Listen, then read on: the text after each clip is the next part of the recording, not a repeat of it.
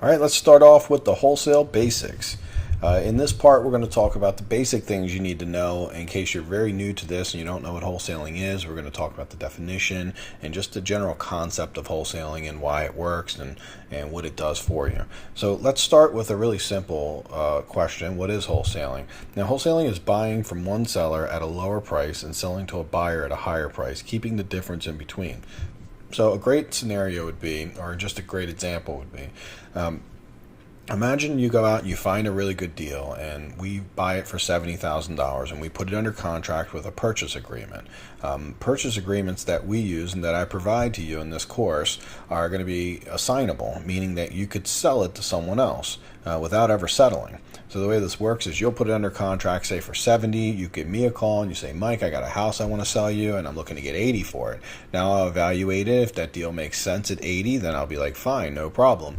Thank you for calling me and I'll take it for 80. So now what you do is you sign an assignment contract or a assignment of LLC, one of the two ways that we're going to walk through with you. And that will give me the right to buy your contract and purchase your property and take over your position in your contract for a fee of the difference between what you bought it for and what I agreed to pay. So if you bought it for 70 and I agreed to pay 80 at settlement, in order for me to buy the property, I have to give you $10,000 at settlement. And this is how you make money wholesaling. A lot of people like this because it's very easy. You don't have to renovate. You don't have to hire contractors. There's nowhere near as much risk when you're wholesaling. So it is a pretty easy business that way. Now, where wholesaling can be a little trickier is that you have to spend a lot of money generating people that want to sell you homes. Now, there's a cost to generating people. So keep in mind, if you make $10K and it costs you $3,000 to $4,000 to generate a deal, then you actually only made about $6,000. Now, let's pretend you have other costs in your business. It can very quickly start to dwindle down. If you're only making 5K on a deal, you technically aren't even really making money most of the time. So you honestly need to make about $10,000 in wholesaling to really make any real profit, because there will be expenses. So long term, what makes the most sense would be buying 5 deals and keeping 3 to renovate and then wholesaling the other 2. That way, on the same 5 deals, you might make, let's say 10K each on the wholesale deals, but you might make 30K on the other, which means you would make about roughly $110,000 instead of $50,000. So you can literally more than double just by doing some rehabs in there. So we love wholesaling, but we also want to make sure that we're always optimizing profits and getting the most money. So this is what wholesaling is. It's really just connecting sellers and buyers together. It's really nothing more than that. That's a very simple explanation of what it is. It's also selling your rights to your purchase property like we talked about, and people pay you for that in return. Now, these are some of the things you need to know about wholesaling. And just to start with, you're going to need people skills. Because if you're connecting people, then you have to be really good at getting sellers to sell to you and getting buyers to buy from you.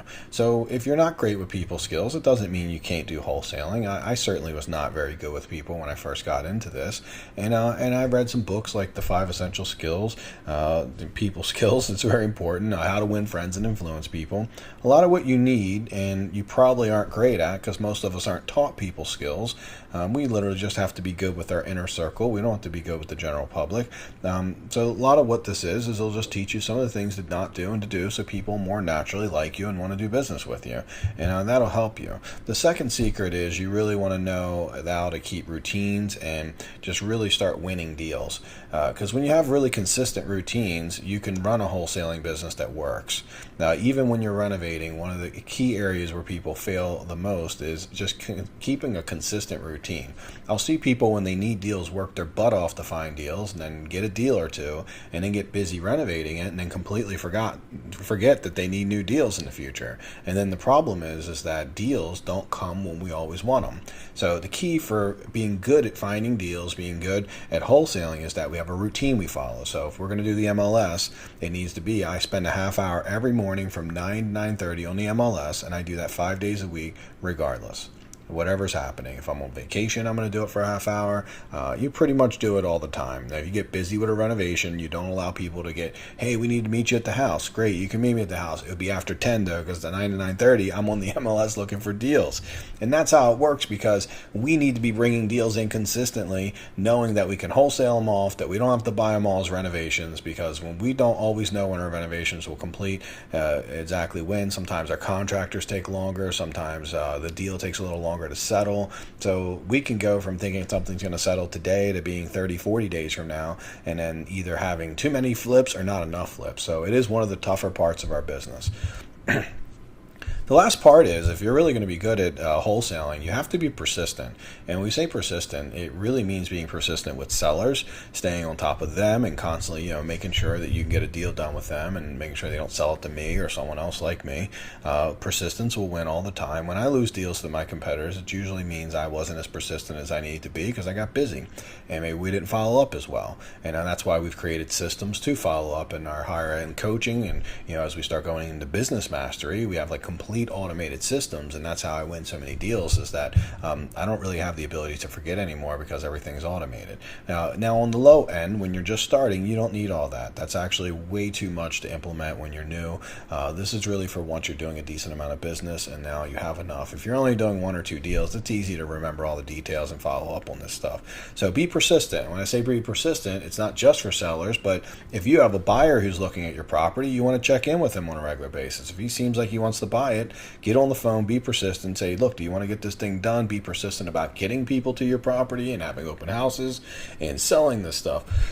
You got to be really on top of stuff because they won't just sell themselves. It will require you to very persistently go after sellers and then connect them with buyers. And the last thing, people always ask me how to find deals. So how to find deals, we have a whole section first before we get too deep into this. I'll give you some tips, but there's a whole marketing section. And I would ask you to refer back to that marketing section. It's one of the most detailed sections that we have modules in all this training. So always go back to that because it's literally going to give you like high levels of detail on how to find deals, how to talk to people, where to market, all the different ways. Everything that works from that section works when you're wholesaling. But here's a couple key concepts to really think about. Volume equals deals. I've never found anyone who's been great at finding deals who hasn't been good at being productively going through volume. So if somebody's looking at 2 deals a week, there's not much chance they're going to create any momentum and get deals. It's just going to be hard because they're not really doing enough. It's just not going to be that easy. I wish it was. Often when we found that we were at our best is when we're looking at 20, 30 deals a day, and then we have a good system to filter those down, and that's the system I teach in the MLS filtering system back in the module. So you want to have a great system for filtering down, and then from there you want to be able to pick the best couple to actually put time into every day, and then you want to aggressively go after those. So volume, if you're consistently doing 2 a day, then that's 10 a week, or 10 a week, make sure my math is right, and that's 40 a month, right? That's a ton every year. So now you're gaining some volume. When you get volume, you get deals. It's a really simple math model. You must be a distressed house. Be careful when we're filtering. One of the key ways we filter is we make sure we're looking at distressed houses.